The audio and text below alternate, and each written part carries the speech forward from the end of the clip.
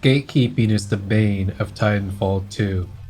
Titanfall 2, in my mind, is objectively a masterpiece. Respawn set out to do something with Titanfall 2, and they thoroughly fulfilled their vision. And yet, Titanfall 2 started out with a real rough launch that had a second resurgence when it hit Steam, and now we're damn near right back to pre-launch numbers. So, why did this happen? Well, let me just put it simply. Let me show you all of the things in Titanfall 2 that you could use and get shit on for using it. Now, let me show you the things you can use and no one will ever say anything about you using them. Imagine being a new Steam player trying to learn how to play Titanfall 2, and when you ask the veterans how to do it, they tell you how to use weapons and playstyles that you are required to be a veteran to know how to use. And if you use anything else, especially something that can counter those playstyles, like the Spitfire, then you can just forget it. You can forget the whole thing. Don't you dare use the Spitfire AWOL combination.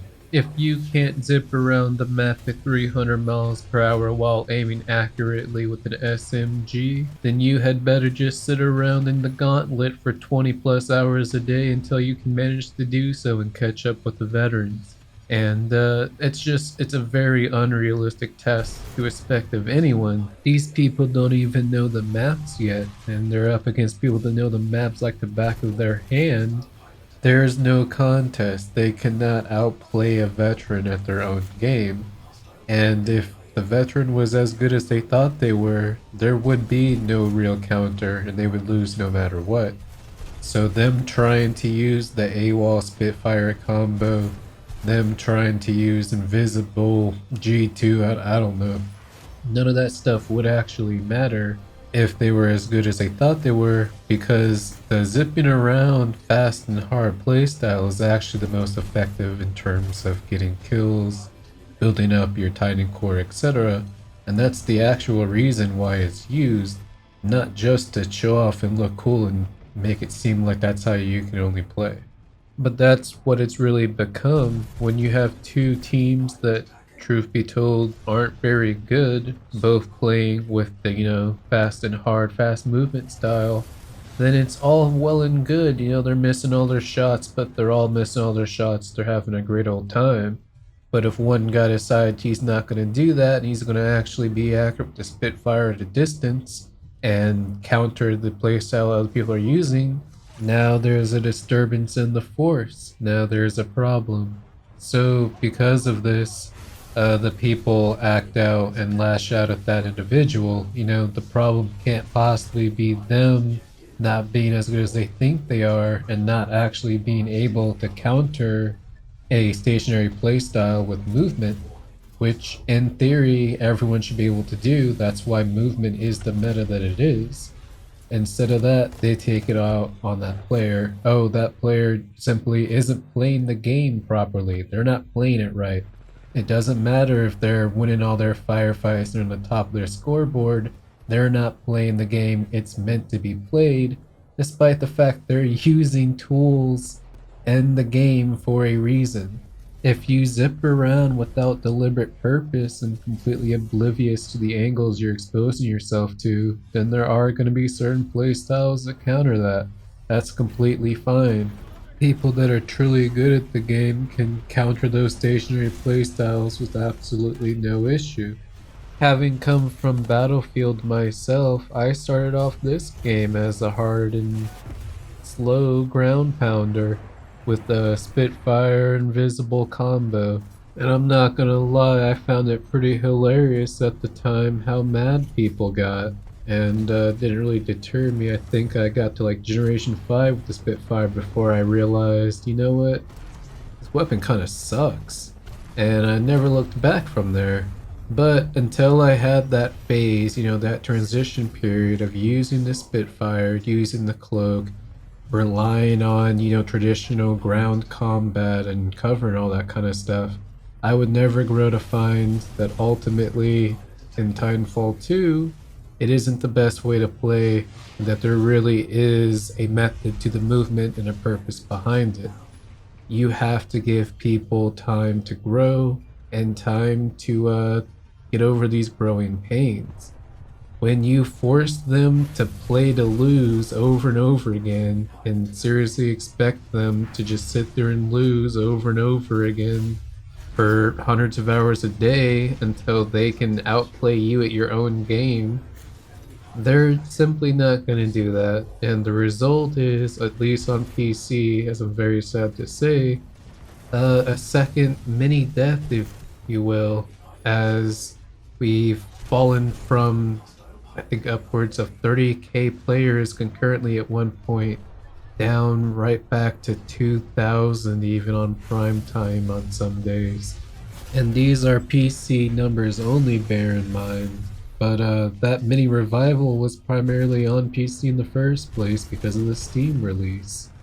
And I don't really know how big of an issue the elitist culture of Titanfall 2 is on console, but on PC, it's pretty out there.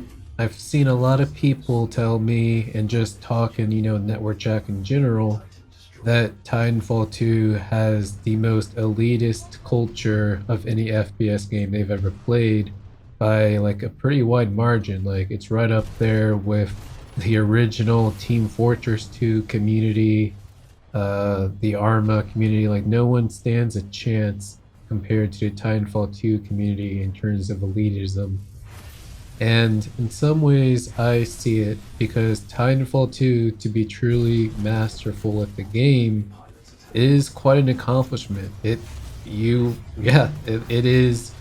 It does take a lot of skill to become good at Titanfall 2, and I can't take that away from people who spend the time master it and then feel really good about themselves for doing so, because yeah, they should.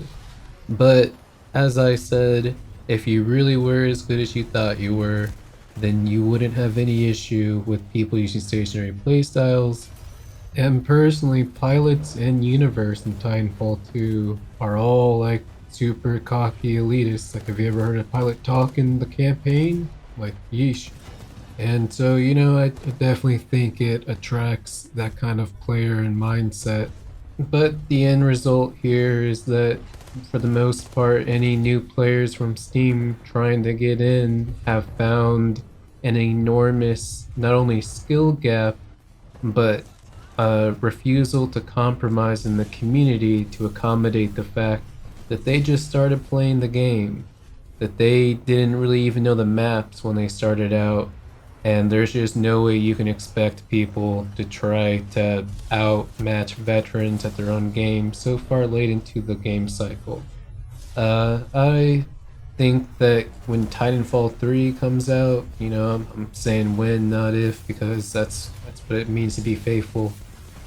Then this issue will largely be resolved in terms of the fact that we'd all be back on ground zero, and hopefully, wow, that's really sad.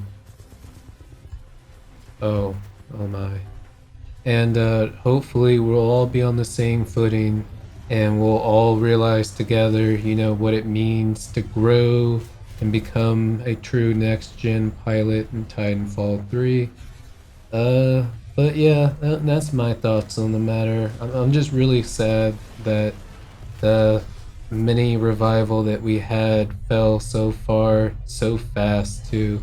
If you look at, the reviews, if you look at the reviews on Steam, then you'll find like overwhelmingly positive reviews. Everyone loves it and loved it, but they've come to realize that the community doesn't love them back.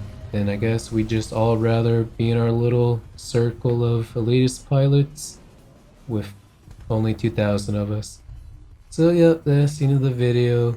Be sure to subscribe, and this is Void Hunt Geo3 signing out. What? Yeah, you could do her, then I could do you, then I'll take a turn with her while you watch. You used to watch Sesame Street.